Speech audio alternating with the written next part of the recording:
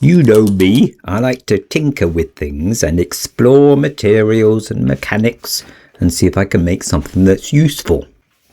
Over the years, I've made all sorts of things for the farm, for us, and for sale. And I've had some sales success, but not a lot, to be honest. Partly because I'm crap at advertising, and partly because we live in the sticks, and the things that I make are just too heavy to post, mostly. And of course, partly because not enough people actually want to buy them anyway.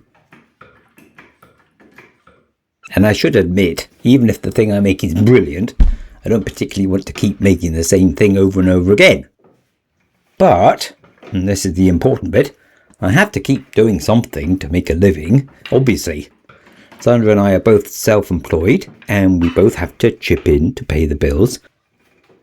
For instance, as you know, I grew some lovely garlic this year, but it made less than €1,000 profit, which is more than last year, but it still isn't much, considering the amount of work that went into it. These YouTube videos make a few hundred a month usually, which is great, but again, considering the amount of time and work that goes into them, it's not very much really.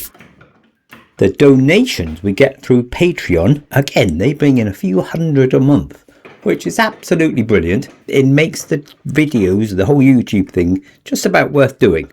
I make a few hundred a year selling my pictures and plans and charcoal and books and pizza steels and trivets and things like that. So that helps. And sometimes people pay me to cut something out for them on one of my machines. All good. Very, very good. But, you know, finances are always tight.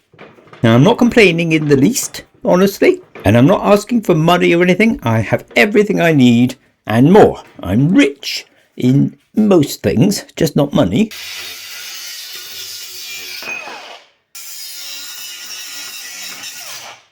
Not that I have any wish for lots of money. It would just be another stressful thing, wouldn't it? Where would you put it all?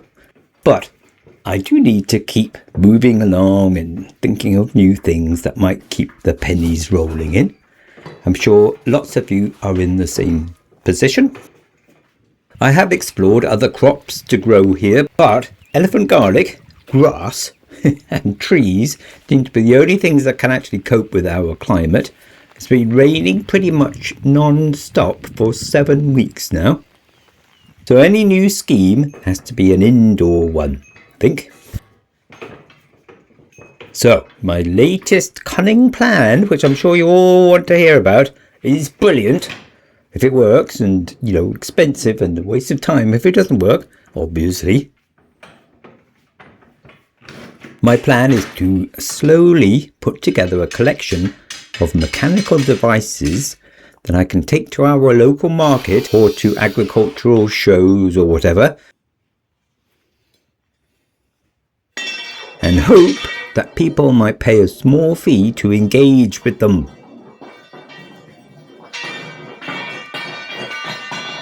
So, simple mechanical games, or moving models or displays. Something along the lines of a Victorian amusement arcade, if you can imagine such a thing. I think they were actually called penny arcades. Obviously, I will keep going with all the other things that I do too, because I love my railway and the garlic and the charcoal and my pedal car and all that sort of thing. But in the meantime, they should give me plenty of interesting projects for when it's raining outside. I'm inspired by Tim Hunkin's work, amongst others, many others. I'll put a link in the description. He has made lots of wonderful contraptions, but by the sound of it, it took a year to build each new machine. Now, I've only just started, and I already understand why they take so long, which is a little bit worrying, to be honest. Now, the first machine I'm working on is a sort of 19th century version of Whack-A-Mole. The game, you know, you bang things as they pop up. Relatively simple and mostly mechanical, but, oh man, it's already taken weeks and progress is slow.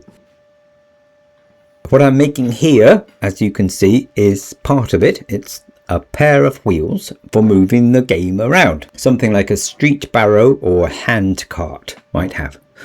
Some simple wheels anyway, except mine have legs for these spokes. Don't know if you see that. I'll show you the rest as I go along.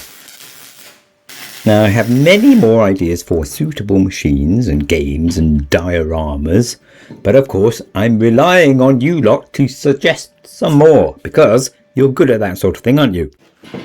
And help me get them going with good advice and ideas, alright, please? So keep up the commentary as we go along. Anyway, that's it. Tim's Mechanical Contraption Show. Coming soon to a street corner near you. Maybe one day, I hope.